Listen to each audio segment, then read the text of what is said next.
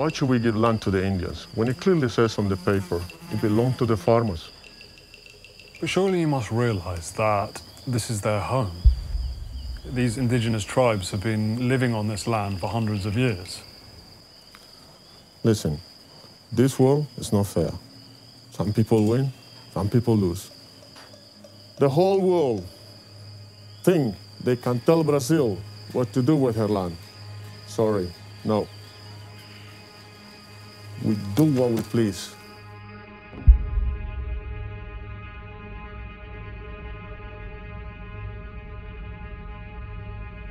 Maapallomme on aina virtaamassa ja liikkeessä. Yhdessä toimivien voimien dynaaminen sinfonia, joka puhaltaa elämää maailman 4 kolkkaan.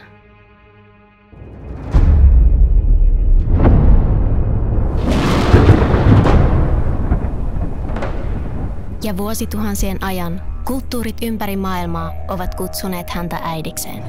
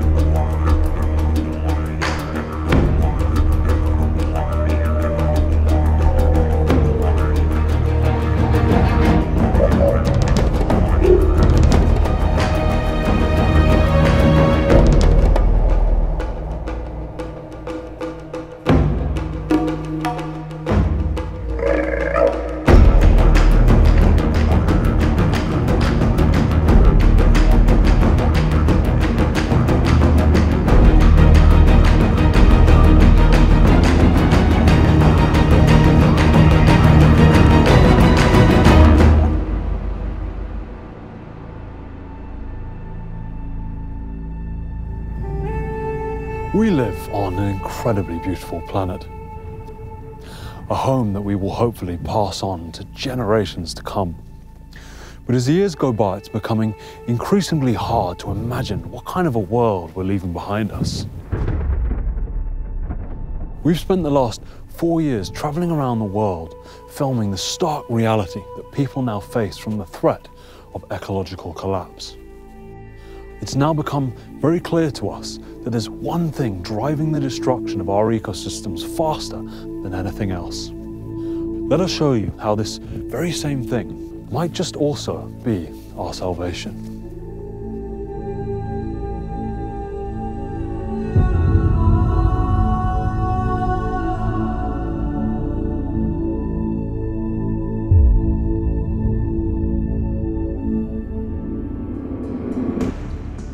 Climate and environmental scientists warn that we are fast approaching the point of no return if we don't make a substantial course reversal. We see really serious catastrophic effects in the next few years, certainly in the next decade or two.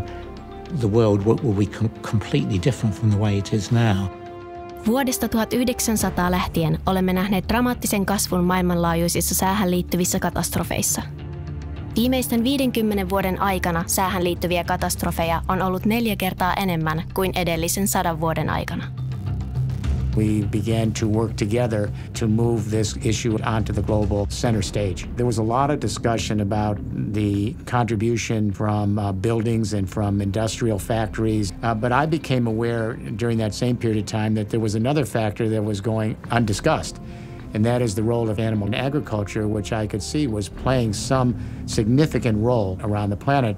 But this was the elephant in the room no one wanted to talk about. Whatever environmental issue you want to look at, from species loss to water pollution to water use to climate change, animal agriculture is one of the top causes.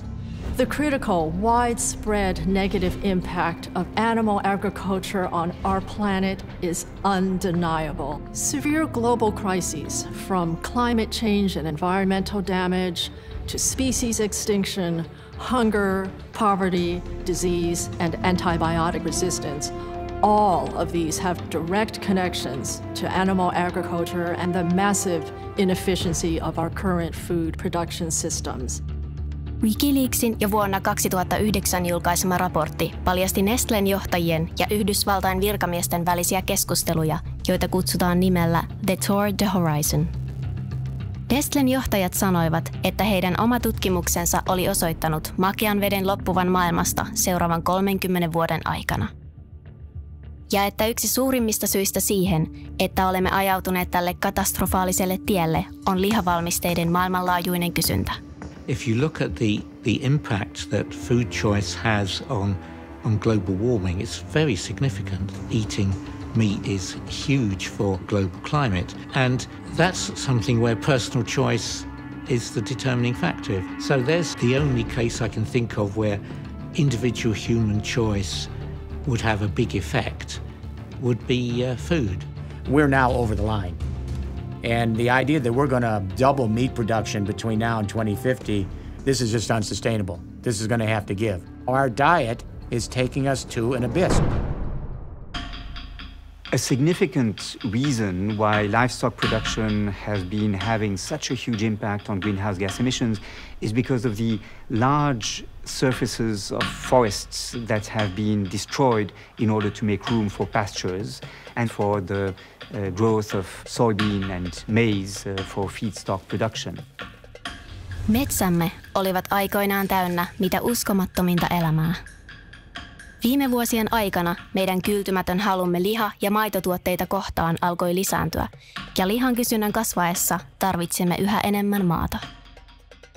Niinpä hakkasimme ja poltimme tiemme läpi koskemattomien metsien ja tuhosimme kaiken tieltämme tehdäksemme tilaa eläimille, joita halusimme syödä.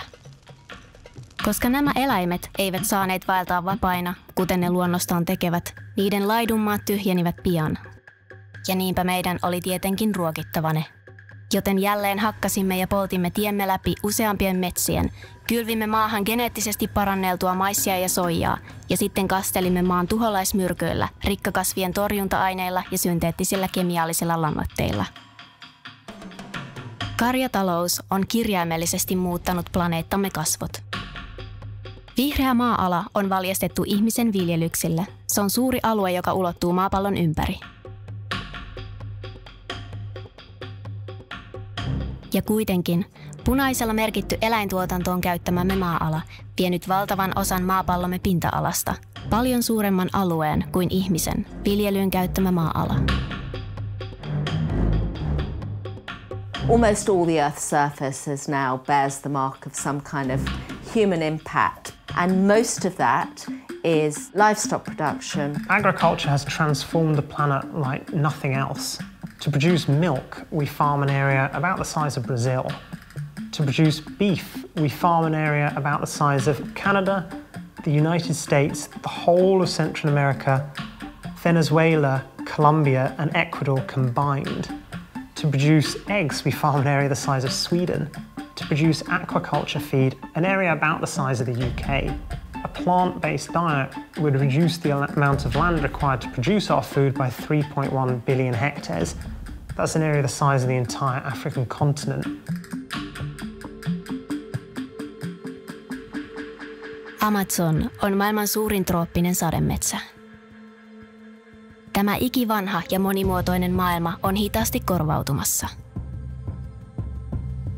Usein oletetaan, että suuri osa Brasiliassa istutettavasta soijasta on tarkoitettu ihmisravinnoksi. Tosiasiassa alle 6% koko maailmassa kasvatetusta soijasta syötetään ihmisille. Valtaosa viljellään karjan rehuksi. Soijaa viedään kaikkialle maailmaan ja sitä syötetään miljardeille kanoille, viljellyille kaloille, sioille ja lehmille, joita syömme päivittäin.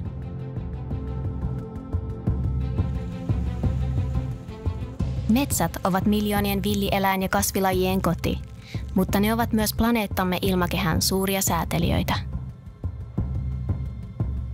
Päivästä päivään ne hengittävät hitaasti sisään hiilidioksidia ja tuottavat samalla ilmaamme miljardeja tonneja tuoretta happea.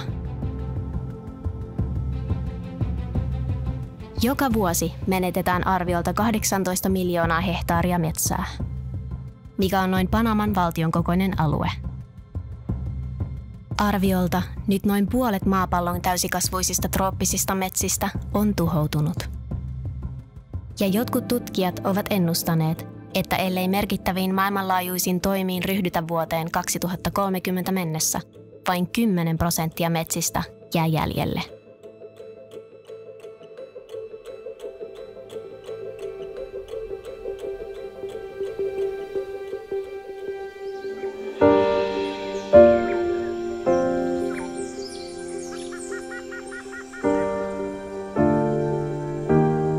One of the most precious things we have in the world is our rainforests.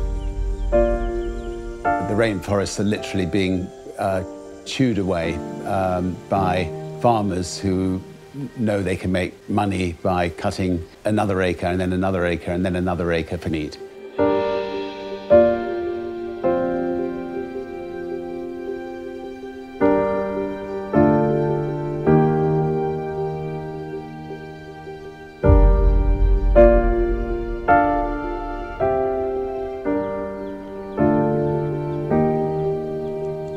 Aí nosso avô naquele tempo, cacique, então já falou, olha, você vai sofrer muito, porque o branco ruralismo.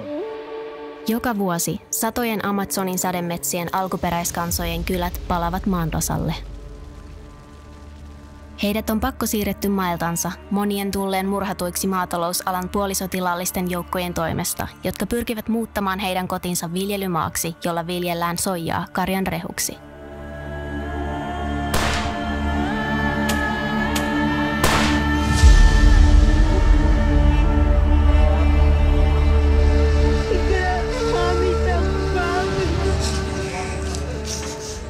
Yksi pahiten kärsineistä heimoista on Guarani Kaiowá Mato Grosso do Sulissa.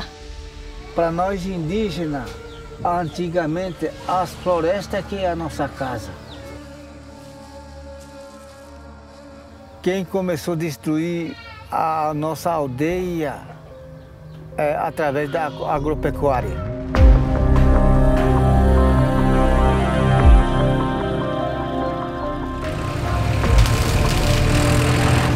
Então derrubaram as nossas matas, destruindo os animais, os rios.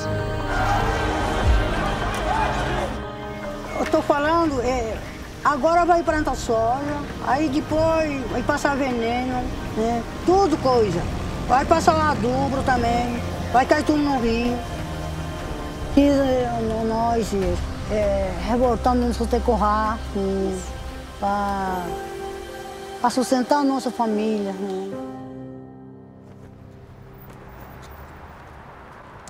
So there was actually a report that came out in 2018, and they found that the world's top 5 livestock corporations now release more annual greenhouse gas emissions than ExxonMobil, Shell and BP. It is crazy when you think about it, because the EU is spending £24 billion of taxpayers' money on livestock farming each year.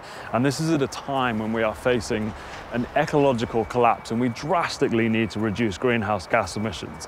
So it's no surprise that people are asking a lot of questions now about the fact that there seem to be some serious conflicts of interest going on here.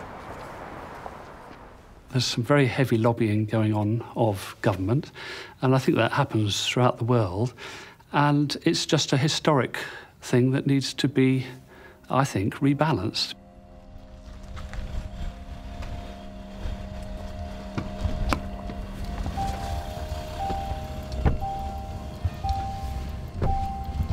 As I've mentioned to you over the phone, I've worked with a number of large livestock companies around the world. So the way it works is that a representative from pays us usually up to €500,000. We then target the relevant politicians from different governments around the world, and motions are made to pass legislation in favour of the company's business strategies. For environmental policy, we can be very persuasive in order to abolish or heavily relax environmental regulations in government, so our clients have more freedom in their work. The other day we managed to kill proposed legislation that would have had a huge impact on the industry based on a report from the UNFAO. You know, the industry is just concerned with growth, but the environmental data that's coming out now, it's really making that difficult for them. Today, democracy does not always function as well as it should because of the huge influence that agribusiness corporations and livestock producers in particular exercise on decision-making. A former director of the United Nations Food and Agriculture Organization, Dr. Samuel Jutzi, warned as far back as 2010 that interventions by agribusiness lobbyists were blocking reforms that would offer better standards for human health and preserving the environment. Big animal agribusiness corporations and food producers' influence over political decisions about the regulation of their industry has long been a concern for campaigners who see the narrow interests of the industry taking widespread control. If we have any doubt about how powerful this influence is, we can recall that, for example, when the Advisory Committee on Dietary Guidelines in the US made recommendations to the US government as to how dietary guidelines should be shaped, they were blocked by this very powerful lobby of agribusiness interests.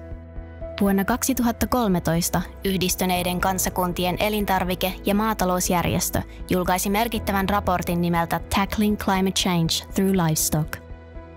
Raportissa todetaan, että karjan kasvatus aiheuttaa enemmän kasvihuonepäästöjä kuin koko maailman liikenne yhteensä.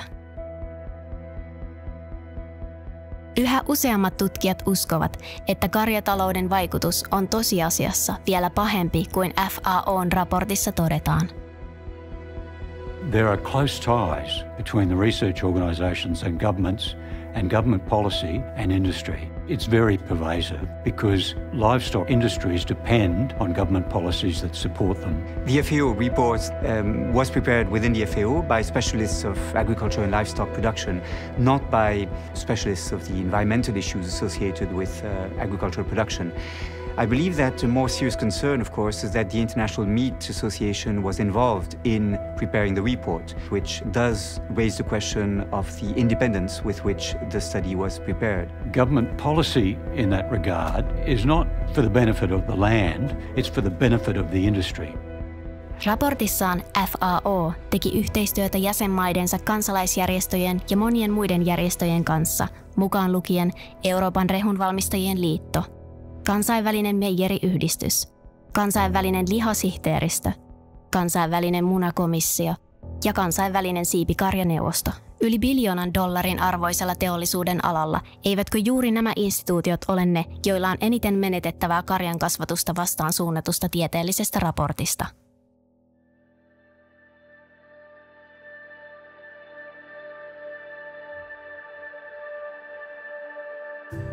Harva tietää merestä enemmän kuin tohtori Sylvia Earle. Tohtori Earle oli ensimmäinen nainen, josta tuli johtava tiedemies Yhdysvaltain kansalliseen valtameren ja ilmakehän hallintoon, ja jolla oli ennätys pisimpään vietetystä ajasta merenpohjassa ilman köyttä kulkien kuin kellään muulla elossa olevalla ihmisellä.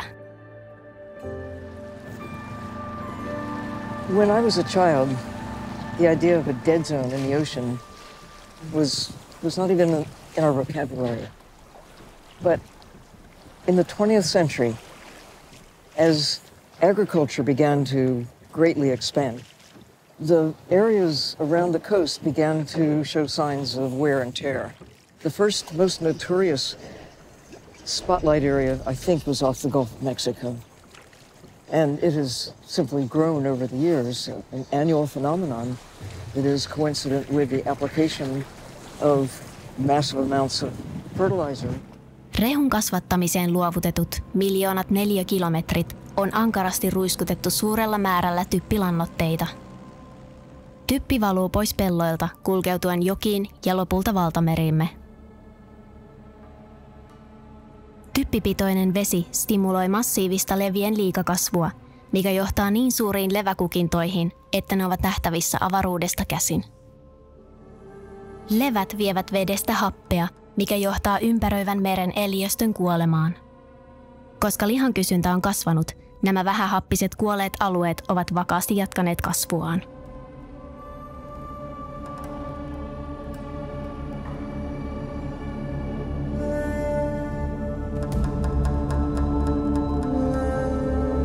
There are hundreds of dead zones that have developed all around the coastlines of the world. And Okay, people say, that's too bad for the fish. So sorry, fish. But we need to understand that what we do to the ocean, we're doing to ourselves.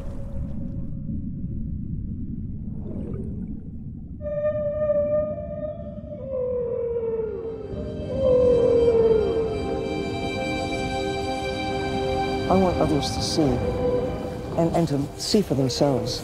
This is all we've got, this little blue miracle.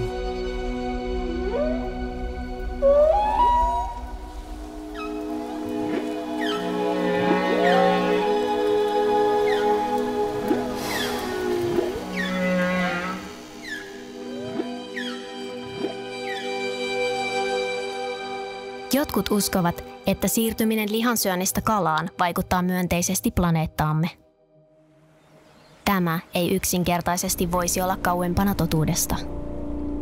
Jos valtameri kuolee, me ihmiset todennäköisesti kuolemme sen mukana, sillä jokainen hengenvetomme on meremme luomaa. Kuten johtavassa Nature-tiedelehdessä on kerrottu, olemme menettäneet lähes 90% kaikista valtamerten suurista kaloista sitten 50-luvun. Yhdessä kaikkien aikojen perusteellisimmista kalakantoja käsittelevistä tutkimuksista, joka on julkaistu myös Nature-lehdessä, todettiin, että nykyisellä kalastusvauhdilla maailman kalakantojen ennustetaan romahtavan alle 30 vuodessa. IPBES:n eli biologisen monimuotoisuuden tilaa arvioivan hallitusten välisen elimen mukaan tärkein syy merieliöstön sukupuuttoon kuolemiseen on kalastus.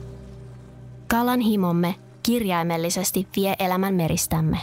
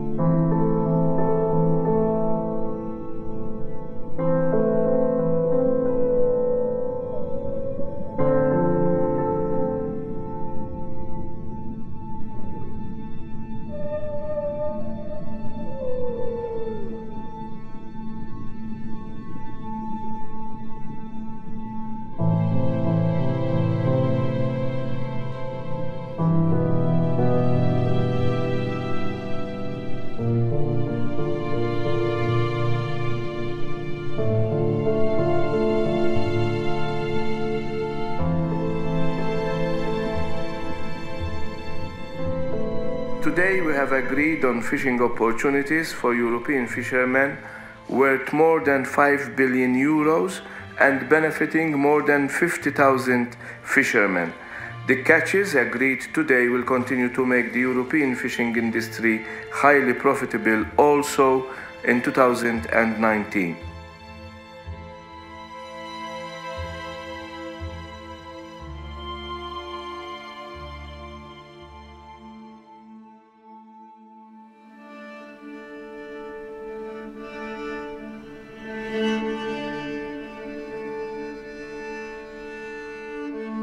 Norja. Kaunis maa henkeä salpaavilla maisemilla. Kätkee sisäänsä myös synkkiä salaisuuksia. Norja on yksi maailman suurimmista viljelyn kalan viejistä. Ala, joka on miljardien eurojen arvoinen maan taloudelle. Koska suuri osa valtamerten luonnonvaraisista suurkalakannoista on romahtanut lähes sukupuuttoon, kalastajat käyttävät vesiviljelyä keinona kasvattaa kaloja valvotussa ympäristössä. Norja tuottaa enemmän viljeltyä lohta ja turskaa kuin mikään muu maa maailmassa. Noin 70% syömästämme kalasta on peräisin keinotekoisista kalanviljelylaitoksista. Koska tuhansia kaloja pidetään lähekkäin hyvin pienissä merihäkeissä, taudit ja täit leviävät helposti ja niistä on tullut valtava ongelma teollisuudelle. Tämän seurauksena torjunta-aineita, desinfiointiaineita ja antibiootteja käytetään runsaasti, jotta kalat pysyisivät hengissä niin kauan, että ne saadaan myyntiin. Täiden poistamiseksi kalat imetään pumppuveneisiin jättimäisellä vesi-imurilla.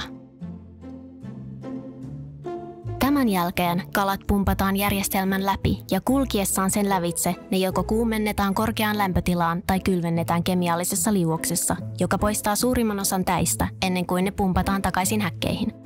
Kalat kylvetetään kemikaaleissa, kuten vetyperoksidissa ja atsametifossissa, loisten ja tautien tappamiseksi.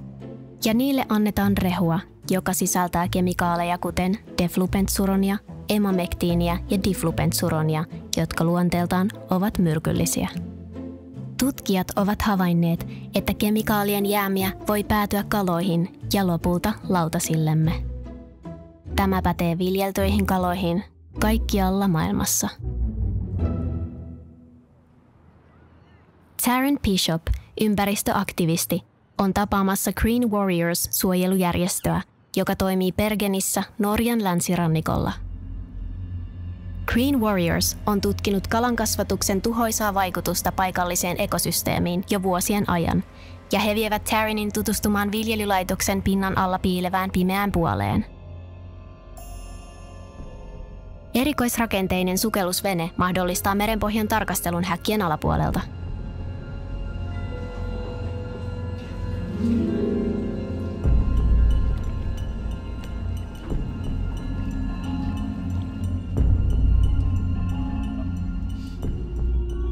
Merenpohjaa pitkin kulkee paksu kerros lietettä, joka koostuu kalojen ulosteesta, bakteereista ja syömättömästä rehusta. Liete on täynnä rehuun lisättyjä torjunta-aineita ja uusi tutkimus on osoittanut, että valtavilla määrillä torjunta-aineita, joita lisätään meriekosysteemiin kalanviljelylaitoksissa ympäri maailman, on tuhoisat vaikutukset luonnon monimuotoisuuteen merissä. Lietteestä vapautuu myös suuria määriä ilmastoa lämmittävää metaania.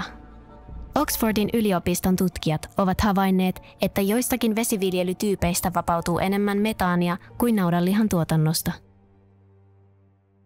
Liv Holmfjord on Norjan kalastusviraston johtaja.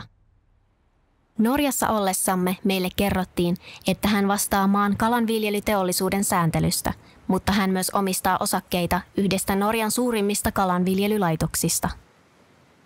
Monien luonnonsuojeluryhmien mielestä tämä on suuri eturistiriita. Holmfjord on suostunut tapaamaan Tarynin vastatakseen kysymyksiin Norjan kalanviljelylaitosten tilasta.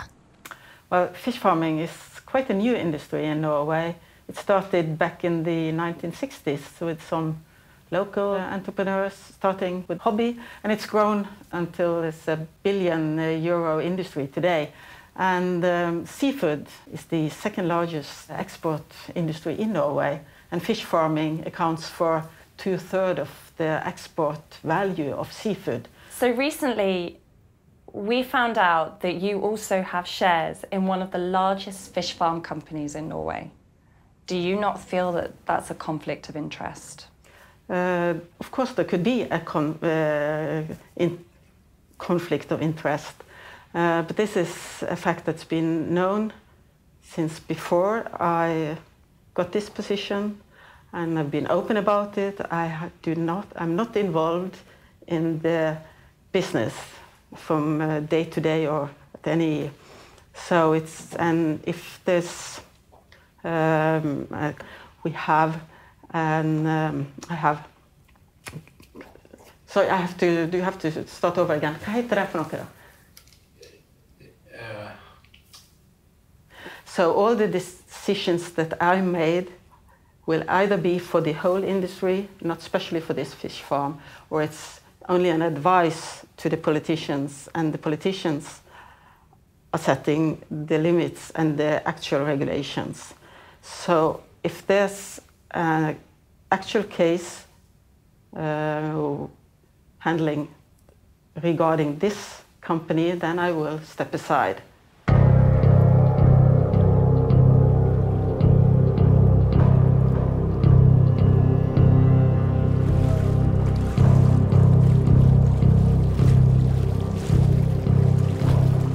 When on a few jobs I was working here over the years as a diver, we used to be around the fish farms cleaning the dead, deceased fish from the nets.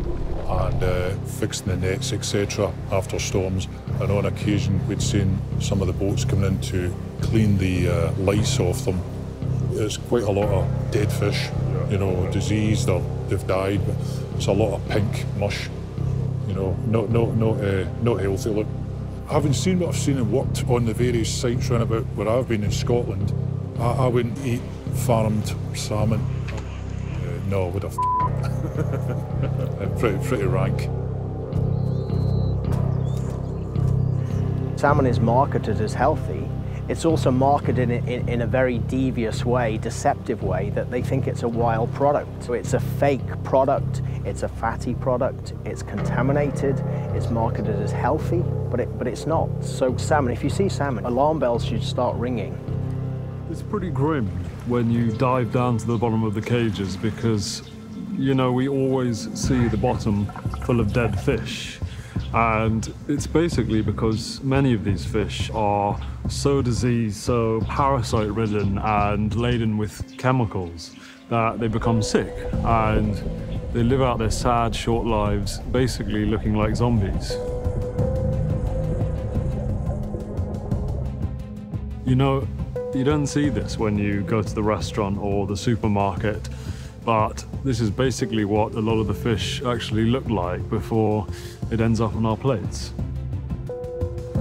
So tonight, Don wanted to show us how much of the farmed fish actually dies because of the very unnatural and unsanitary ways that they are kept. And they have rows of very large metal containers that they are constantly filling up with the dead fish. And I have to say that the smell as we get closer is actually pretty disgusting.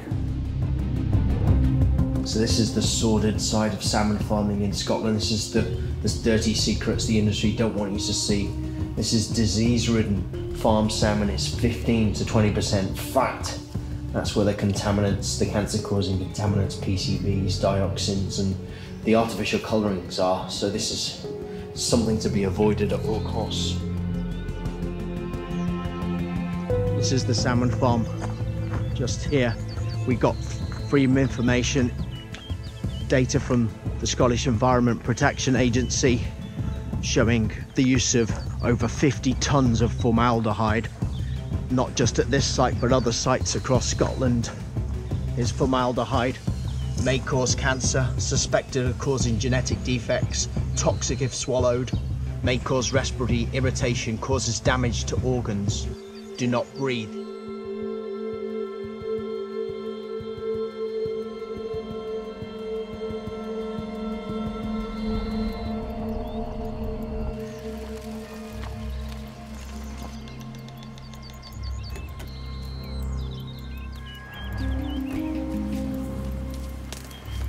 One of the fish farm workers told us that the workers come down to the farms early in the morning, spraying the chemicals into the fish cages. So they're obviously spraying something down there in the water. The guy who gave us the tip-off said that toxic chemicals are widely used across Scotland, including formaldehyde and also hydrogen peroxide. And these are supposed to treat the diseases and lice problems which are both rampant across the fish farms. You know, these are not chemicals that you want in your body. Whatever he's spraying must be pretty powerful if he needs to wear a full protective chemical suit and a face mask.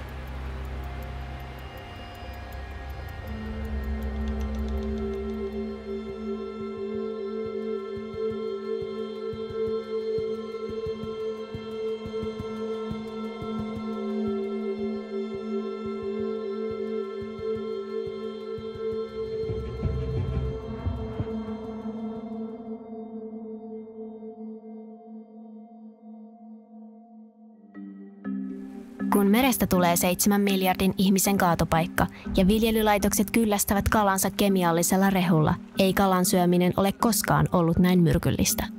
You know, our oceans have become humanity's sewers. Everything eventually flows into the sea. So if you had a, time machine that go back before the Industrial Revolution, it's a different story. But now, the highest levels of many of these persistent organic pollutants, we're talking about, DDT and PCBs and dioxins, the highest levels in our food supply are found in the aquatic food chain. Fish are not the safest choice anymore. So Tony, it's great to see you. Great to see you as well. Thanks for coming. Not at all. Thank you. A pleasure being here. So I wanted to ask you if you could share with us what exactly it was you began to feel when you realized something was going wrong. I was exhausted more than usual, and then I was losing short-term memory, and that scared the hell out of me. And then I tore my rotator cuffs in a really intense snowboarding accident. And the doctor said, "Do you want to do your metals test?" And I said, I got my amalgams out 25 years ago. He goes, "There's so many metals in the environment, you should do it." So I did. I get a phone call a week later, and I said to my assistant, "Just have him send the report." And he said, "No, it's an emergency. He has to speak to you." And it's like, no one wants to hear that. And so I called him up, and he said, "Tony, I showed your blood tests. You have extreme mercury poisoning. On a 0 to 5 scale, which is what we measure, 5 being toxic, you're 123. The doctor said, how long has this man been in the hospital? And I just got off stage. So I said, I can't understand this. So I went out, and they thought, maybe someone was trying to poison me because the number was so high. And I was very disciplined. I was a vegan for 12 years, and then I just went salad fish. And they brought the medical group out here, and they looked at it, and I found this man named Dr. Shade, who's the only guy who has an ideation process where you can see where the mercury came from, and it was fish. It's been 3 years, and I had some severe moments. It burned a hole in my esophagus, and I literally collapsed. I lost a third of my blood supply. I could have died. I lost half my hemoglobin. People begin to lose their hair, their memory. They lose their memories, as you were doing, as you noticed. But they can also have headaches. They can complain of fatigue. They can also have depression. What we're seeing now is with the toxic environmental exposure, and especially with the mercury, methyl mercury in fish, is that everyone has got to be careful because the levels are going up. Udo, tell me, because your specialty is in this, how do you get the fish oils that we all need for the brain and for the body if we can't have fish? What do you suggest? Well, we used to get them from fish oils. Yes. But we can actually get them from vegetables. Flax is the richest source of omega-3 that everybody thinks should come from fish oil. If you get enough of that as starting material, your body will make what the fish oils make, and it'll be clean. Many people take fish oils or have fish for the long-chain omega-3 fatty acids. And you have to ask yourself the question, well, where do the fish get them from? And it turns out they get them from the algae in the ocean. They get them from plant food. So if you want the purest form of the long-chain, ready-made omega-3 fatty acids, the best way of doing that is simply to take an algae supplement, because then you've got the purest form of it and you don't have the extra risks of having the toxins and the heavy metals and the saturated fat and the cholesterol that you would get from eating a fish. San Diegon yliopiston Scripps Institution of Oceanography-laitoksen tutkijat tekivät vertaisarvioidun tutkimuksen, joka on yksi maailman suurimmista kalojen saasteiden tutkimuksista. Tutkijat löysivät myrkyllisiä epäpuhtauksia kaikista maapallon valtamerien kaloista. Nobody would go to the nearest body of water and put in like a cup and drink the water. You're basically getting the concentrated toxins if we're eating fish. Valtameremme ovat myös täyttyneet muovista. Koska valtameret ovat niin laajoja, tutkijoiden on vaikea ymmärtää tarkasti, mistä suurin osa muovista on peräisin. Noin 1,6 miljoonan neliökilometrin laajuinen Tyynenmeren jätepyörre saattaa tarjota ainutlaatuisen mahdollisuuden ymmärtää paremmin kasvavaa mikromuoviongelmaa meressä. Ocean Cleanup-järjestön tutkijaryhmä on tutkinut pyörrettä jo jonkin aikaa, ja he yllättyivät huomatessaan, että suurin osa pyörteen muovista ei ole peräisin vanhoista juomapilleistä tai käytetyistä muovisista vesipulloista, vaan tuhansista tonneista pois heitettyjä kalanpyydyksiä, jotka meri on hajottanut triljooniksi palasiksi mikromuovia. Nature-lehdessä hiljattain julkaistussa tutkimuksessa todettiin, että noin 80% Tyynenmeren muovista koostuu hylätyistä kalanpyydyksistä. Monet tiedemiehet ovat yhtä mieltä siitä, että yksi suurimmista asioista, joita me voimme yksilöinä tehdä ratkaistaksemme tämän muovimeriongelman, on luopua kalan syömisestä ja siirtyä kasvipainotteiseen ruokavalioon. At least half of the plastic in the sea today comes from discarded or lost fishing gear. Because all those nets, all those lines, all that stuff, it's just become a plasticized ocean. But we have a chance We have a chance right now to change our eating habits. There's an estimate that there's over 5 trillion tons of plastic currently floating in the ocean. It's absolutely everywhere. Everywhere we look, we found microplastics, whether it's at the polar regions, in remote islands. Also, if we're looking on the surface or the seabed, and everywhere in between, we find microplastics. We've also found microplastics in just about every animal group that we've looked in. We've been sampling for microplastics for quite a while now, and we found that there's 27 times more bits of plastic than there are fish larvae. Mikroplanktonia esiintyy kaikkialla valtamerissä. Ne syövät suodattamalla. Kun tutkijat lisäävät mikromuovia planktonin ympäristöön, he havaitsevat planktonin jatkuvasti syövän muovihiukkasia. Tietämättään pienten hiukkasten koostuvan myrkyllisistä kemikaaleista, planktonit syövät niitä valikoimatta. Tutkijat tarkkailevat, miten kemikaalit kerääntyvät näiden pienten meren elävien elimiin. Isommat kalat syövät myrkylliset planktonit, ja tutkijat ovat havainneet, että suuri osa kaloista, joita me nykypäivänä syömme, ovat kerryttäneet näitä kemikaaleja lihaansa.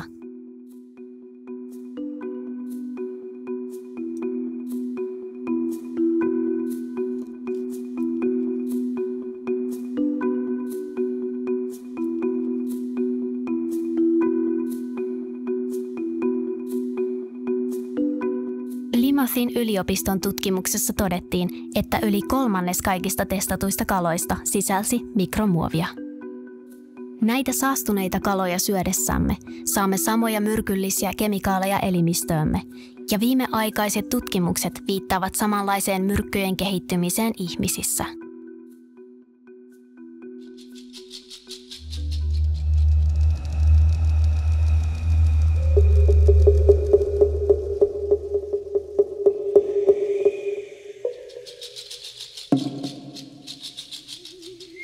Our scientists tell us we're now in the 6th extinction event of life on this earth. It doesn't even make the headlines. No one even knows about it. Saya ke semua walaupun ni mati kana, ati mereka ni mati kana. Nani ke, Europe siapa ni te? Sia hanya temene kati sebenarnya.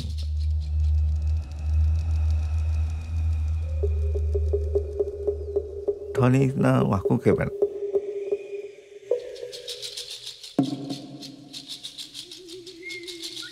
Tuhara ate nekuni. Saya tidak di saya metani saya nunu ada yang nunu ni. Saya potongnya nunu. Saya ati mereka. Ayo romera. Saya nak bekas nak ikan hacker. Tadi terlihat apa?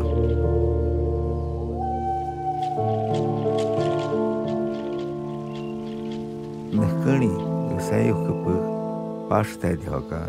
Saya lah yang ngelawai kena. Ni nane neno kapan?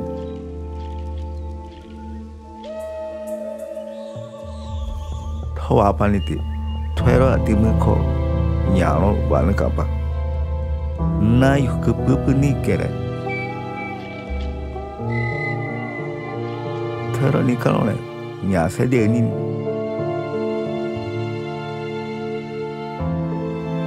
Tahu apa ni? Ni kalau le.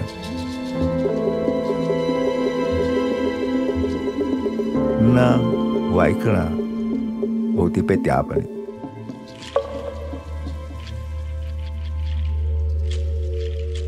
We've had 5 mass extinction events on this planet in 450 million years.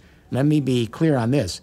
The last time we had an extinction event of this magnitude was 65 million years ago. It's incredibly sad to realize just how many species, both in the oceans and on land, that we're losing at the moment. And It's up to all of us to make sure that this doesn't happen in the future. Today, over 26,000 species are currently threatened with extinction, and the most important driver of that is our use of land for agriculture. Over time, livestock have been a major driver of biodiversity loss. Some have predicted that by 2045, the species loss will be so great that we won't recover. The Earth will suffer ecological collapse. And the biggest thing you and I can do is change our diet. Jotkut tutkijat ovat alkaneet kutsua tätä nykyistä kriisiä biologiseksi tuhoksi. Floridan kansainvälisen yliopiston Science of the Total Environment-lehden mukaan karjankasvatus on johtava syy biologisen monimuotoisuuden vähenemiseen.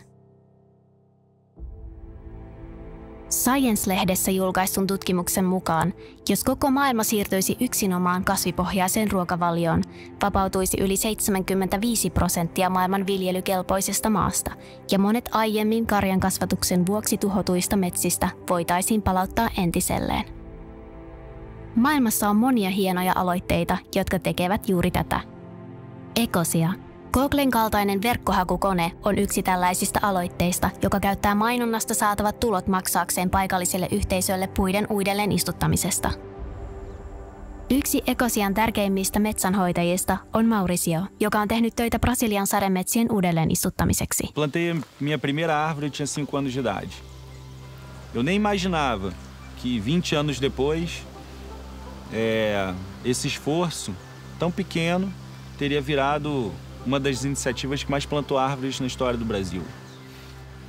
Foram mais de 2,5 milhões de árvores, 2.000 hectares plantados, muitas áreas preservadas pela ação de combate a incêndios florestais.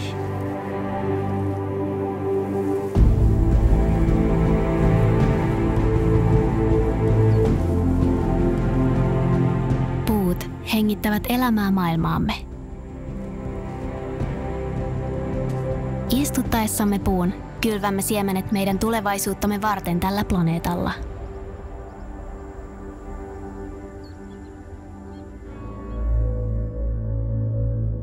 Tuorein perusteellinen tutkimus syömämme ruoan ympäristövaikutuksista on kansainvälisen tutkijaryhmän vertaisarvioima julkaisu.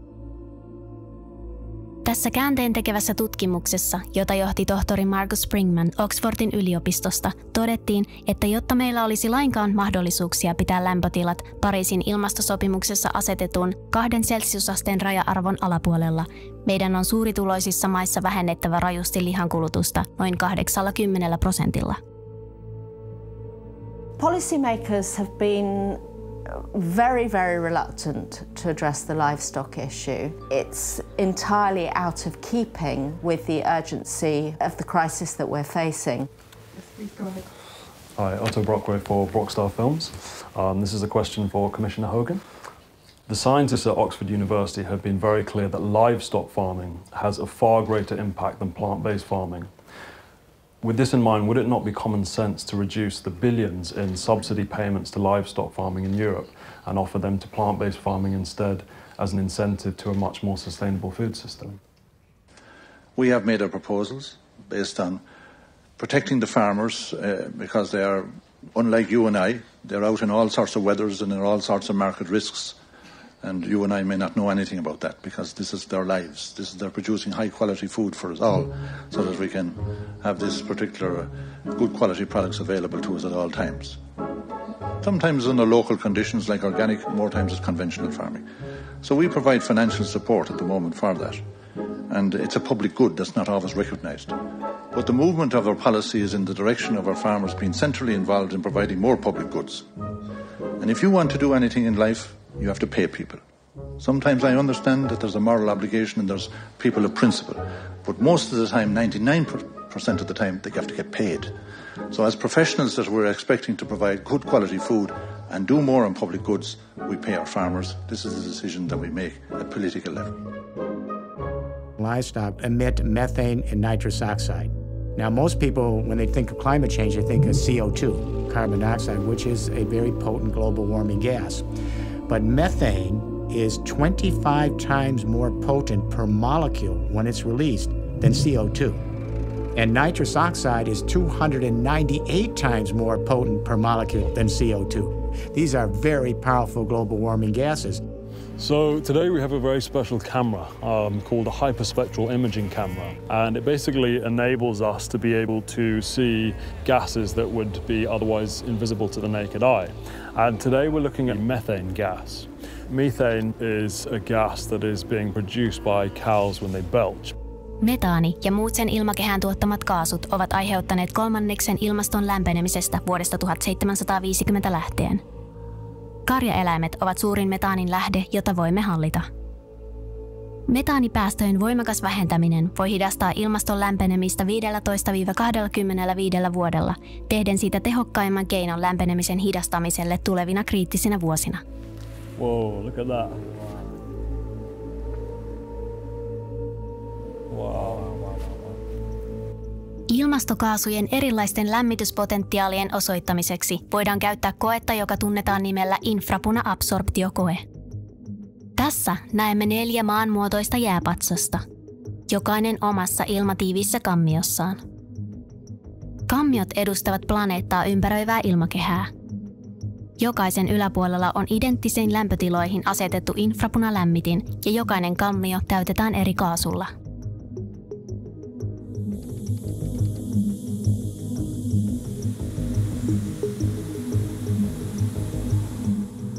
Ensimmäinen kammio on täytetty tavallisella ilmalla, jota hengitämme päivittäin. Toinen kammio on täytetty hiilidioksidilla, joka on tunnettu ilmastoa lämmittävä kaasu.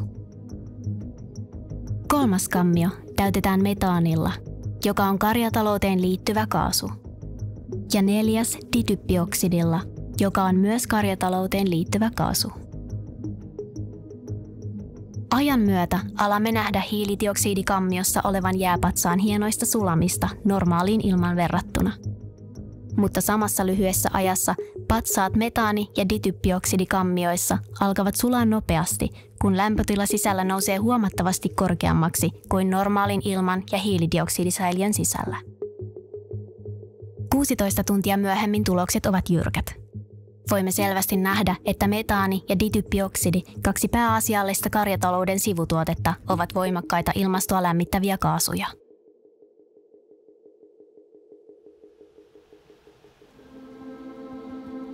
Arviolta 70 miljardista maaeläimestä, joita kasvatetaan vuosittain ihmisravinnoksi ympäri maailmaa, lähes 90% on kanoja. Ongelmaksi on muodostumassa se, että kanojen kulutus on nyt yltymässä. Vaikka kananlihan ympäristövaikutukset ovat punaista lihaa vähäisemmät, yli 90% kananlihasta kasvatetaan nykyään maailmanlaajuisesti tehotuotantona, millä on tuhoisia vaikutuksia planeetallemme.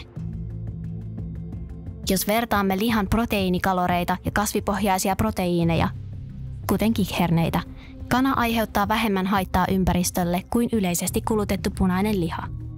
Silti se aiheuttaa 40 kertaa enemmän ilmaston lämpenemistä yhtä proteiinikaloria kohden kuin kikherneet ja kuluttaa 50 kertaa enemmän vettä. We know that if we would shift from ruminant meats to other meats, then we probably would reduce our footprint just from that particular product by about a factor of 10, which is quite a bit. But if you compare that with how much you would reduce your footprint if you went to plant-based products, that is about a factor of 100. And that's the reason why shifting towards more plant-based diets has such a big impact, because we're really talking about different scales here. Luomulihalla on väitetty olevan pienempi vaikutus ympäristöön ja ilmastoon. Oxfordin yliopiston tutkijoiden tekemässä tutkimuksessa todettiin kuitenkin, että tosiasiassa luonnonmukaisesti ja tavanomaisesti tuotetulla lihalla ei ole juurikaan merkittävää eroa kasvihuonepäästöissä. So in our data we didn't find big differences between organic and conventional across multiple indicators. What we did find is that no matter how you produce animal products, even the lowest impact forms of production still create higher emissions and use more land than typical vegetable proteins. So that's saying something really important. That's saying that even if you go into the shops and try and purchase sustainable meat or dairy, it's always going to be better to purchase vegetable proteins instead. Yhdysvaltain hallitus antaa vuosittain noin $20 miljoonaa hedelmä- ja vihannesviljelyn tukemiseen, mutta liha- ja maitotilat saavat valtiolta valtavat $38 miljardia. On arvioitu, että Yhdysvaltojen veronmaksajille aiheutuvat vuotuiset kustannukset lihan- ja maitotuotteiden kulutukseen liittyvistä sairauksista ovat noin $314 miljardia.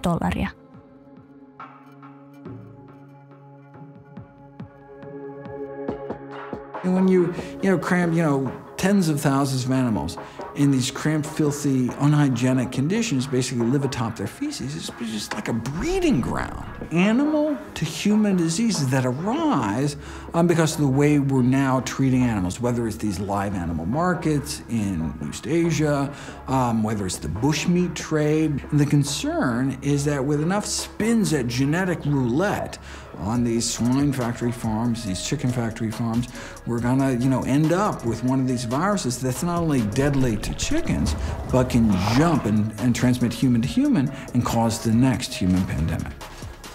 The risk of large-scale factory farming increases the risk or the likelihood that we might have a pandemic, particularly of influenza in the future. This pandemic has been very severe, but this is not necessarily the big one. Sika-influenssan, joka tappoi yli 500,000 ihmistä, uskotaan saaneen alkunsa sikataloudesta. AIDSin ja Ebola-viruksen uskotaan olevan peräisin villieläinten syömisestä, kun taas MERS-virus kameleista sekä kamelin maidosta ja lihasta. SARSin uskotaan levinneen eläintoreilta, samoin kuin äskettäisen koronaviruspandemian. Lintuinfluenssan uskotaan tulleen kanatiloilta sekä eläintoreilta. Ja tuhkarokkoviruksen saaneen alkunsa maatilojen lehmistä. People know now what a global pandemic feels like. They've seen the effects. They will be feeling the effects for many years to come. And this is a chance, I think, an opportunity to point out that this particular route of infection is a very concerning one. Maailman terveysjärjestö on ilmoittanut, että antibioottien jälkeinen aika on lähellä. Aika, jolloin pelkkä raapaisu käsivarteen voi olla kohtalokas.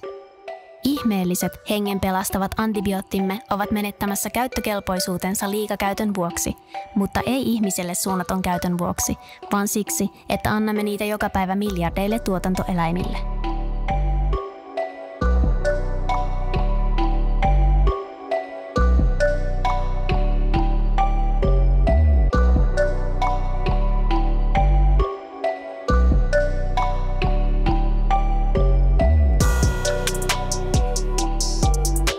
So having been a butcher for 6 years, one thing I know is that if people knew what happened in the production of their food, they wouldn't eat meat. So one of the things that we would hit every day was pus nodules, tumours, cysts. It was something that we would hit on a daily basis. Having worked in a supermarket chain, I saw this firsthand every single day. So here's one that's running along the shoulder blade. Oh. Yeah. That is what I remember in the butchery. It comes out like a thick toothpaste. I remember that every single day. That's interesting to hear you had that experience all the way over there, because in the UK, exactly the same. Yeah. We would see that on a daily basis. But those people who say it's not my butcher does this, they need to open their eyes, because if their butcher's being honest with them, we know. Yeah. We both know.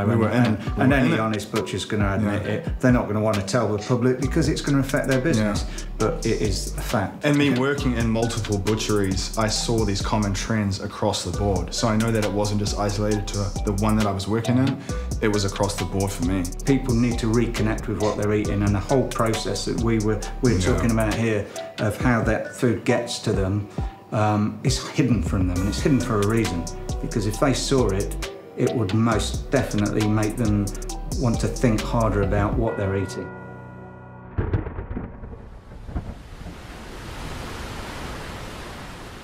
Valtameriemme ja ilmakehämme alkaessa lämmetä, planeetan veden kiertokulku on alkanut muuttua.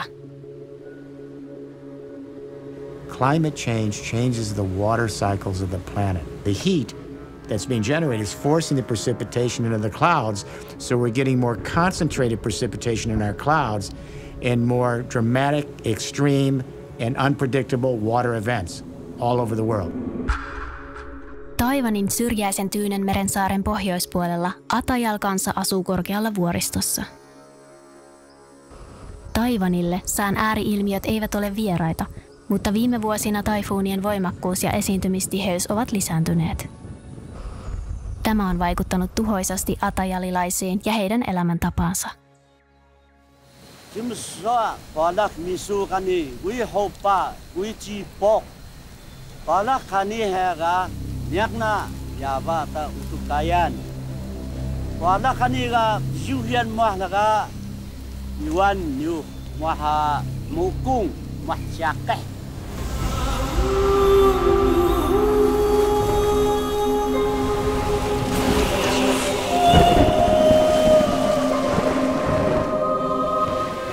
Joro laki ku cipok na toki ga ya ba utukai menyak nak sya ga joro bala menyak ne ini pejuk menyak na wi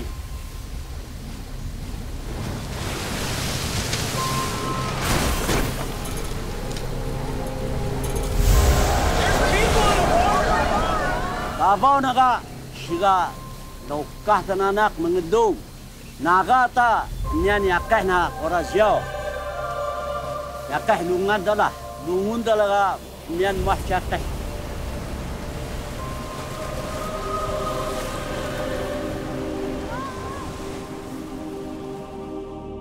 Kun suuressa osassa maailmaa äärimmäiset tulvat ovat lisääntyneet, monissa paikoissa tilanne on päinvastainen. Yhä laajempi osa maailmaa on astumassa kohti äärimmäistä kuivuutta, joka tuhoaa tuhansia tonneja satoja, ja miljoonat maanviljelijät kamppailevat löytääkseen riittävästi vettä pelloilleen. I'm definitely worried about the future of our farm. I think we're seeing, much more, many more swings in climate than we've seen in the past. But we want to use all the land that we have to grow food, but we haven't been able to just because of the shortages of water. It'll have an impact on food supply and prices and availability, and so estimates now are between 500,000 to over 1 million acres of farmland that'll come out of production in California.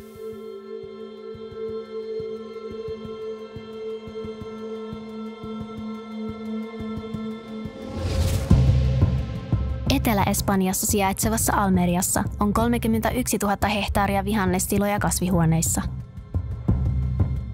Almeria tuottaa puolet Euroopan tuoreista hedelmistä ja vihanneksista, mikä on keskeinen osa maanosan elintarvikejärjestelmää.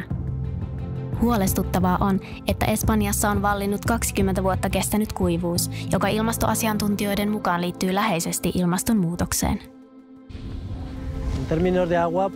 In terms of water, the truth is that the drought in Spain has become a complete catastrophe. Our harvests are decreasing in massive quantities. Last year, in the area we are now, there was almost no harvest. People don't realize the food system is collapsing.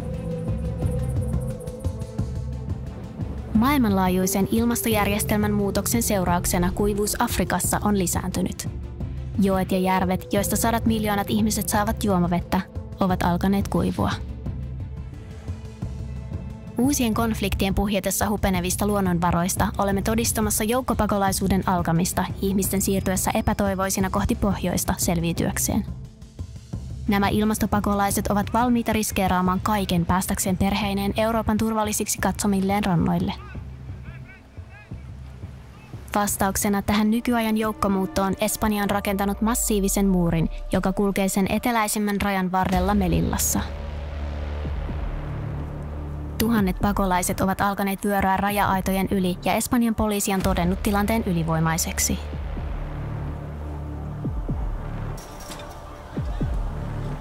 Ennusteiden mukaan tämä muuttoliike tulee lisääntymään ja näyttää yhä selvemmältä, että maailmamme on valmistautunut huonosti selviytyäkseen.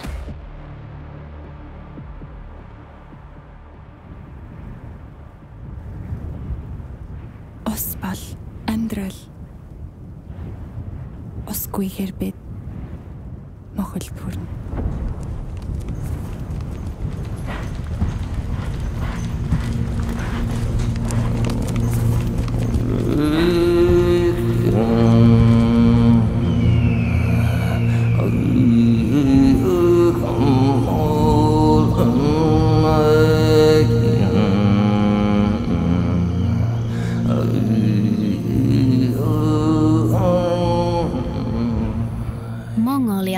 Bobin autiomaan alkaessa levitä yhä laajemmalle, niin kuin peto, joka syö tieltään kaiken elämän, monet järvet, jotka elättävät sekä ihmisiä että eläimiä, ovat nyt kuivuneet.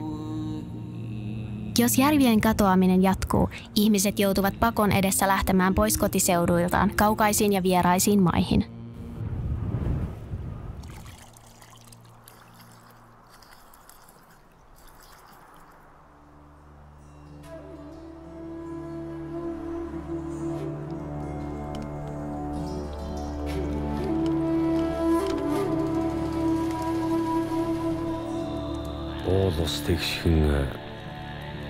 Сайхан байсан цаг саяхан санагдах юм. Хөгшчүүл хангаа дэлхийн нэг л өөр болоод байна гэцгээж байна. Монголчууд байгаль дэлхийдээ дасан зогцож амьдэрсаар ирсэн. Гэхдээ байгаль орчин арай л дэндүү огцом хөвсөж байна удаа гэж. Энэ дэлхий дээр ам өрсөж үлдэхийн тулд их л төвчээртэй хатуужилтай байх хэрэгтэй болох нь дээ.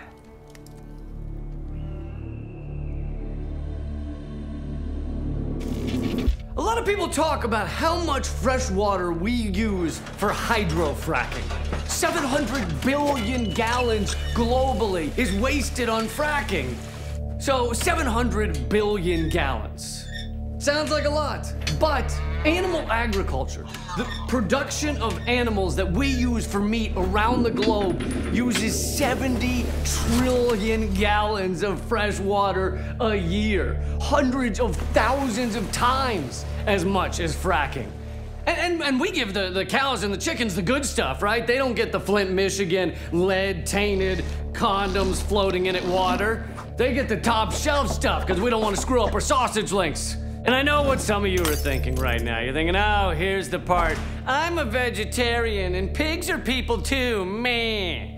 But no, let's ignore how the animals are treated in our factory torture farming. Let's pretend they're treated amazing for just a minute. It's like a celebrity backstage at the Oscars. They're just being fawned over and they get swag bags with free Apple Watches. Point is, you should still be upset about this because animal agriculture is killing us. And corporate media is fantastically pathetic on this topic. They never mention meat production. They never mention that a quarter pounder takes 660 gallons of fresh water to create. That's the equivalent of showering for 2 months.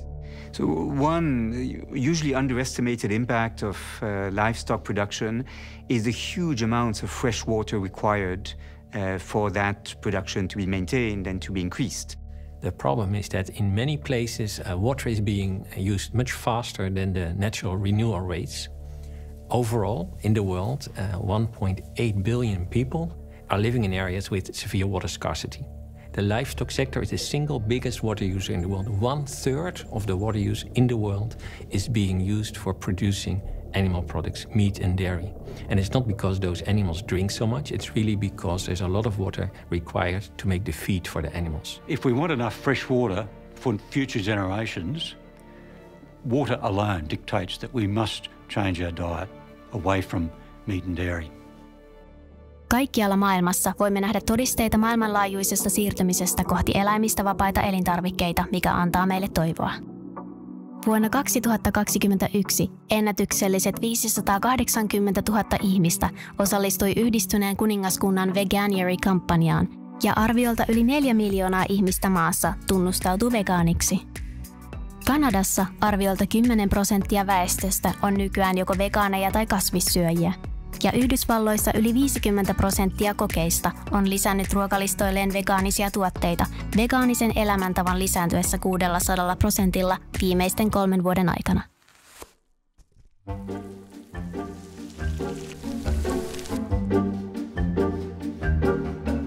A few years ago, it was quite a challenge to get hold of good vegan food, but today we're pretty much spoilt for choice and there are vegan options everywhere.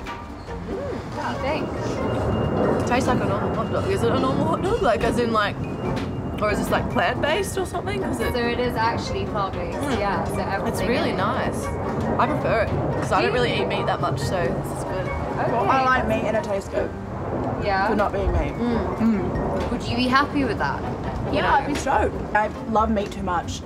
So I feel like if I went plant-based, I'd miss it. But if this like stuff tastes the same, yeah, I'd be very happy with this.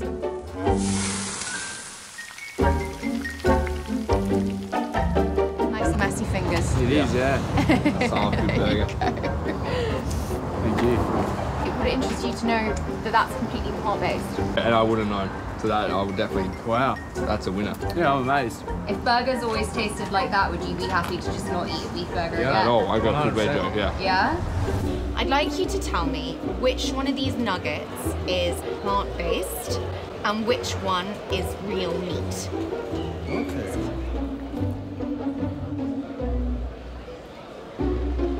It's very hard to say which one is. They taste exactly the same, honestly. These are not the chicken. No. That's interesting. Which one of this is animal meat and which one of this is plant-based? Meat or not meat? You're not sure? You're not sure? You're not, yeah, I'm not sure. Meat. You? Yes. Are wrong. Okay. Okay. But you think the second one was chicken? Yeah.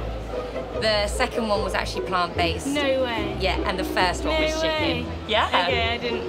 I couldn't have guessed that. I definitely thought the first one. Yeah, definitely. It seems that changing what we eat to a more sustainable diet can also coincidentally be very beneficial to our health. There is a growing understanding that we can actually prevent, and in many cases even reverse, some of our most common diseases, all through a shift towards a whole food vegan diet. Humans can survive on many different kinds of diet, but many decades of research has now shown us that the best way of not just surviving, but truly thriving is on a whole food plant-based diet. A human can be healthy on a plant-based diet without any animal products. The major dietetic associations around the world, including the British Dietetic Association, have produced statements to say exactly that a diet made up of whole plant foods is healthy for humans all stages of their life. And not only can they be healthy, but they can restore or reclaim their health adopting a plant-based diet. There are certain areas, certain populations around the world that have extraordinary health and longevity. For example, the largest number of centenarians, people that live over 100, these so-called blue zones. What's really interesting about the blue zones, they actually have more centenarians than anywhere else in the world.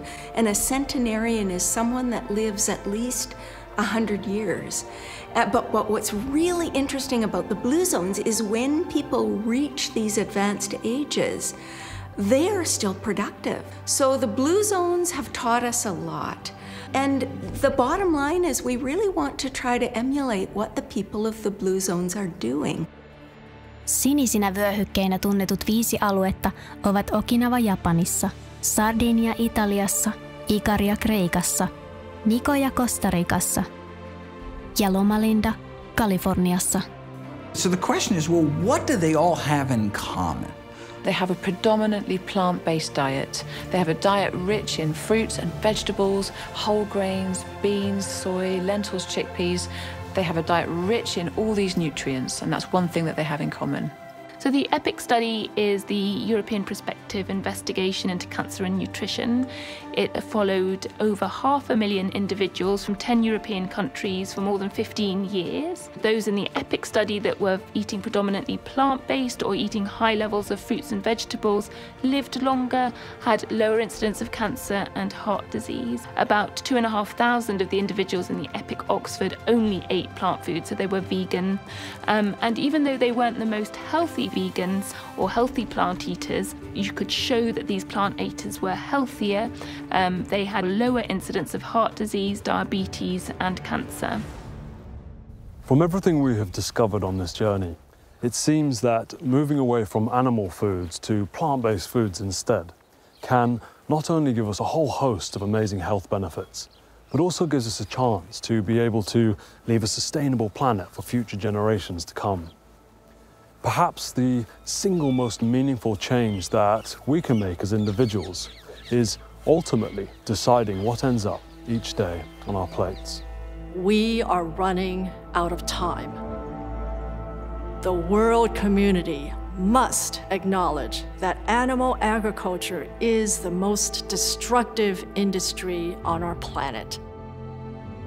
We can't wait for government policies and other organizations to create a better life for ourselves. We need to stand up now and make our voices heard. Globally, for the typical consumer, avoiding meat and dairy is probably the single biggest way to reduce your impact on Earth.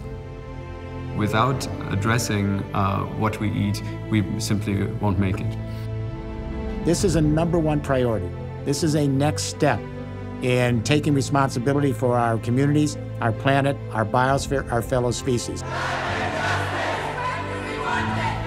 People say, what can I do as an individual? It feels overwhelming. Well, you can make individual choices. We all can. Our individual choices affect the collective choices. When you hear about airplanes and cars, and we're still going to use those things. But the choices we make in our diet, this agricultural business where we use animals as the primary source of protein, the one thing I think we can all do is, as individuals, is make our own individual choices, how we're going to live, how we're going to eat. Plant-based diet makes all the difference in the world. Just make some choices that are good for you, and being good for you will be good for the planet. Tämä planeetta on kotimme. Ja on meistä kiinni, mitä tapahtuu nyt. Historia on osoittanut, että kun me seisomme yhdessä yhteisen asian yhdistämänä, voimme saavuttaa suuria asioita. Edessämme on tilaisuus rakentaa maailma, jossa voimme kukoistaa. Mutta kello tikittää. Ja aika on loppumassa.